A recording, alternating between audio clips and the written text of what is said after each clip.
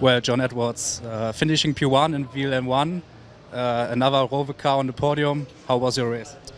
Well, it was quite exciting.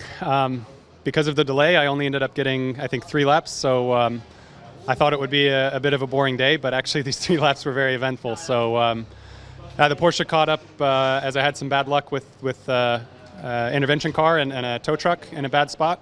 And they gained a lot of time and then actually pulled me on the first lap. And then I caught back up with a code 60 where the Porsche was being slowed down by another slow car. So then we were a bit in the fight and his tires had gone off. So I thought we might have a chance. But ultimately, we were doing the time in the high-speed corners and he was doing it a bit more on the straights. So I didn't know where I was going to make the move. And ultimately, I got very lucky that they switched the sign from code 60 to green right as I was next to it. And I think Patrick didn't see it because, yeah, even I barely saw it as they were switching. So, yeah, it was definitely lucky, but I'll take the luck and the victory.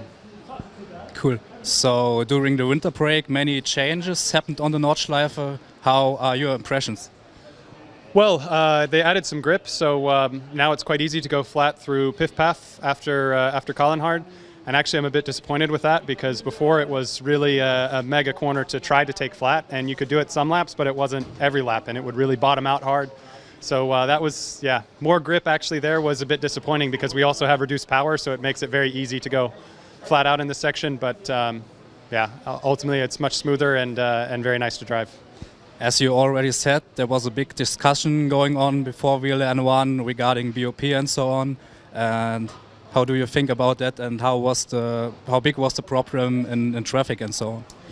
Well, for sure it makes it interesting when you're much quicker than a car. I had a GT3 Porsche, I guess SP7, that I got a massive run out of Galgenkopf because we obviously have more grip.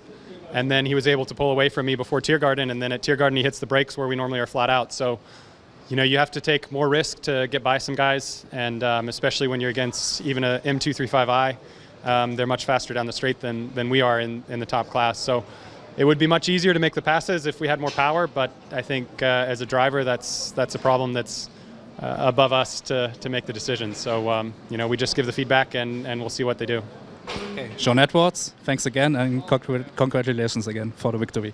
Danke.